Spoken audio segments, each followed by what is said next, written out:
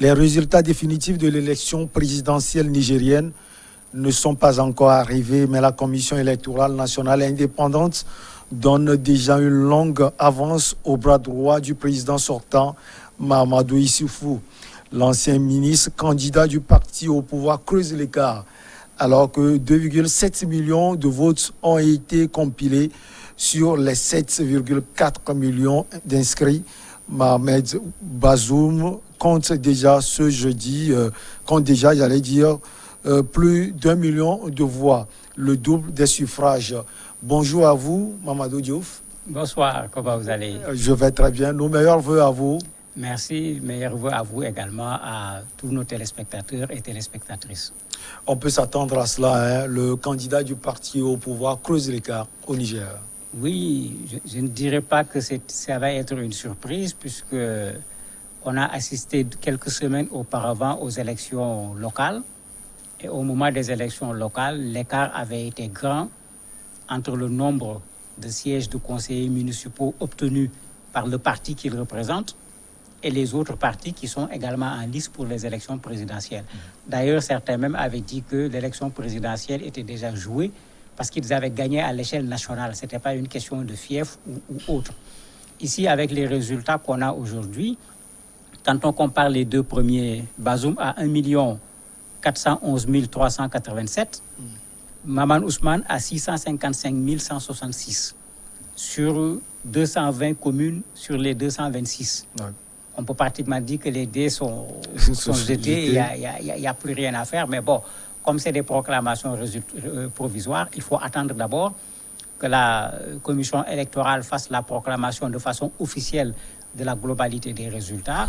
Mais pour bon nombre des observateurs, il est clair qu'il va passer au premier tour, parce que quand vous regardez le troisième, le quatrième, etc., les gens ont un nombre de voix qui ne va pas pouvoir empêcher à Bazoum d'atteindre ne serait-ce que 50%. Mamadou, qui est Mohamed Bazoum? Mohamed Bazoum est un homme du sérail. Quelqu'un peut-être qu'on peut ne pas connaître de l'extérieur, mais qui est très bien connu au niveau du Niger. Un compagnon de tous les temps du président actuel, son bras droit, certains même disent une tête pensante au niveau du pouvoir actuel. C'est quelqu'un qui a été dans le gouvernement également comme ministre à plusieurs reprises. D'ailleurs, c'est à cause de la campagne électorale qu'il a démissionné de son poste de ministre pour pouvoir se consacrer à la campagne électorale. Donc, il n'est pas un inconnu pour les Nigériens. C'est un homme d'État puisqu'il est au niveau de l'État depuis plusieurs années, au moins pendant les 2 mandats du président sortant.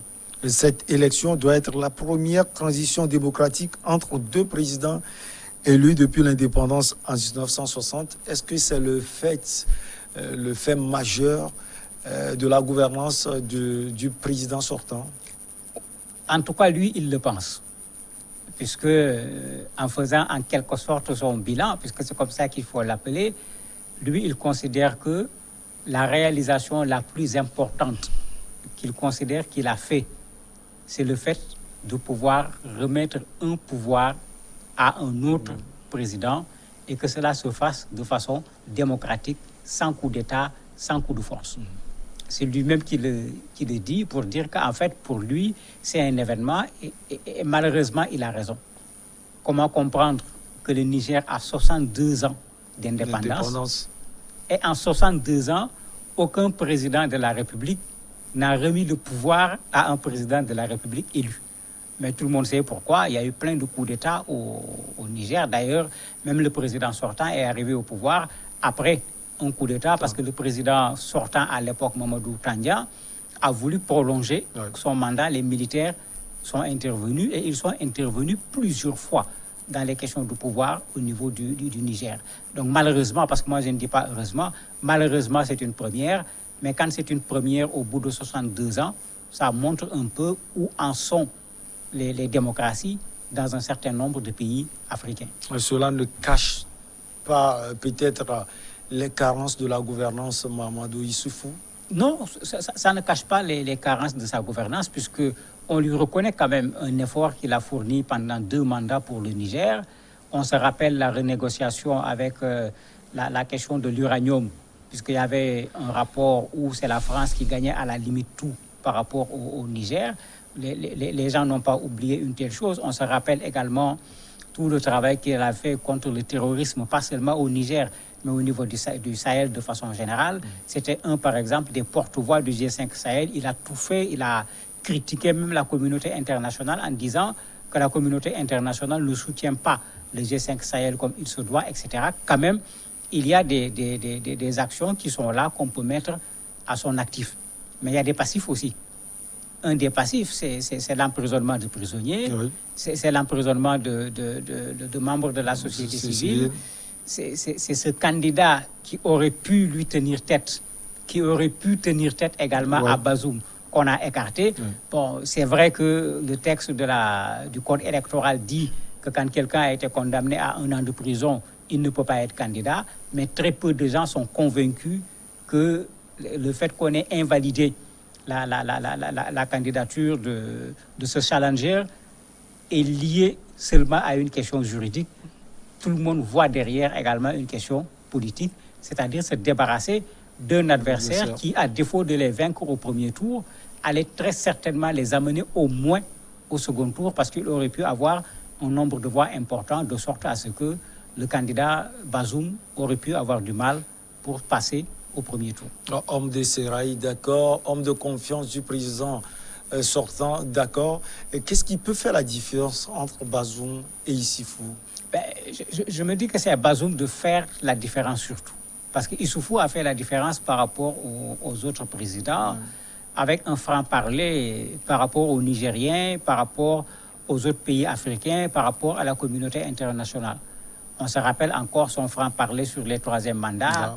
Même quand dans son propre pays, les gens ont essayé de faire ce qu'on voit dans nos pays, susciter de la part des femmes, des jeunes ou de je ne sais quel groupe encore, des gens qui vont se lever pour dire au président, non, ce n'est pas toi qui veux, mais c'est nous qui voulons.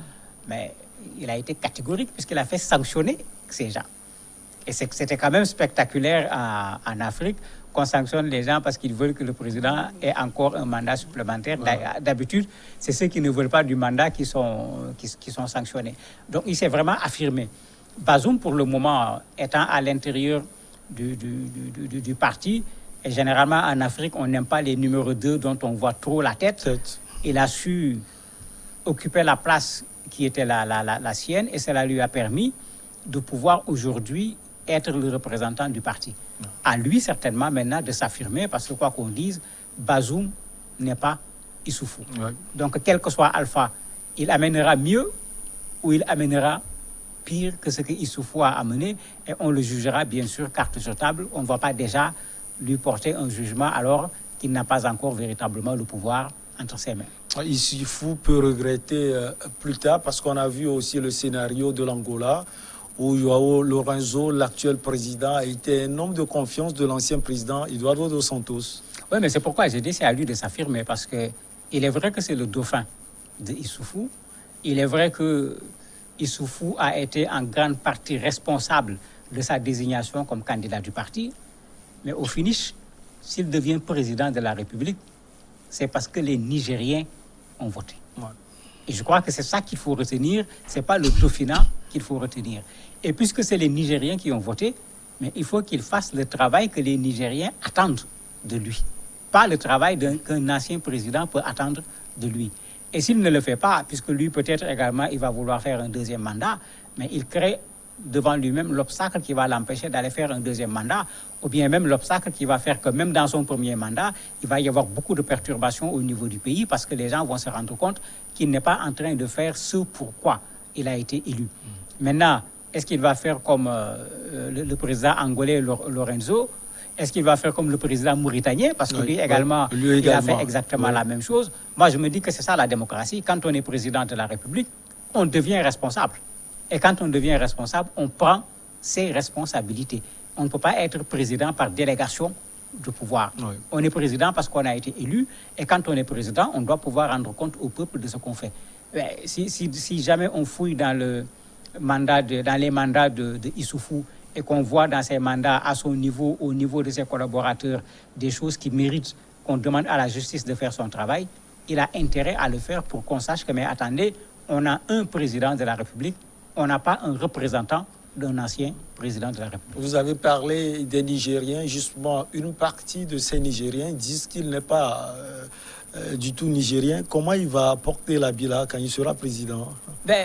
Il avait répondu à sa façon, de façon très politique, puisque effectivement, avant la campagne électorale, un groupe de 7 partis d'abord, un groupe de 3 partis, un groupe de 4 partis, il y a eu plusieurs requêtes qui ont été introduites pour dire qu'il n'est pas de nationalité nigérienne et qu'on lui a donné la nationalité sans pour autant que les règles soient respectées. Et n'étant pas nigérien, il ne peut pas être candidat. Donc il y a ce travail qui a été fait par des partis politiques avant comme pendant la campagne électorale et même une semaine avant les élections pour pouvoir invalider sa candidature pour cause de nationalité. Mais pour le moment, ce que la justice nigérienne a dit, c'est que lui, il est nigérien.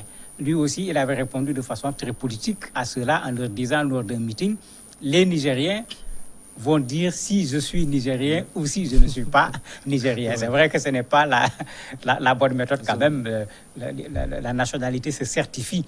Et ce n'est pas à travers les élections qu'on les certifie, mais il y a des cadres spécifiques qui doivent pouvoir le faire. Pour le moment, ces cadres spécifiques disent qu'il est nigérien. Et si on voit le nombre de Nigériens qui ont voté également pour lui, ceux-ci semblent dire également qu'il est nigérien. Vous voyez l'opposition accepter comme du beurre les résultats des élections? Ça va être difficile, mais je me dis que la situation du Burkina, c'est ça qui va se reproduire. Parce qu'il y aura certainement de la désillusion, parce que puisque le Mahaman Ousmane était considéré comme le candidat qui pouvait poser problème en l'absence de Hama Amadou. Hama Amadou a demandé qu'on vote pour Mahaman Ousmane, alors que lors des élections précédentes, c'est Hama Amadou qui est arrivé deuxième.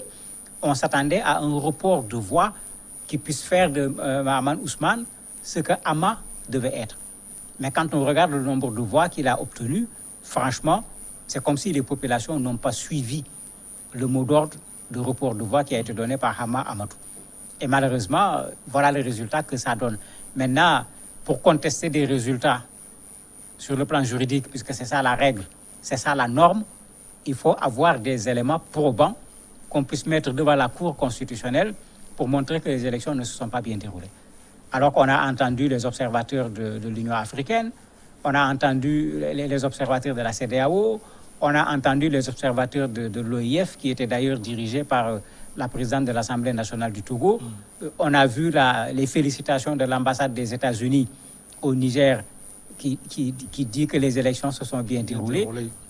Qu'est-ce qu'ils vont sortir comme élément pour contester ces résultats, à part la fameuse question de la nationalité du candidat?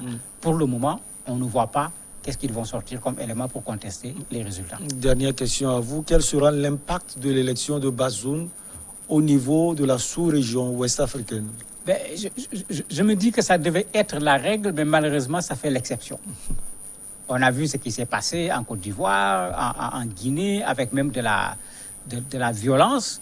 On a vu également ce qui se discute dans un certain nombre de pays actuellement, où on dit mais non, les troisième mandats, même pourquoi on veut imposer la limitation de 2 mandats. Donc ce qui devait être la règle, un président qui cède le pouvoir à un autre président, parce que les 2 mandats sont terminés, comme ça se fait dans beaucoup de pays à travers le monde, sans aucune discussion, est en train de devenir une exception en Afrique. De sorte que le Niger est cité comme exemple aujourd'hui sur ce plan-là en matière de démocratie, parce qu'en Afrique de l'Ouest en particulier, on voit cela de moins en moins, bien que l'aspiration des populations de l'espace ouest africain, c'est qu'effectivement, que les mandats soient limités à 2 et qu'après 2 mandats, que le président, qui qu'il soit, cède la place à un autre président. Mamadou Diouf, merci. Tous nos voeux de santé et de bonheur à vous. On marque une petite pause et on revient avec l'invité sport.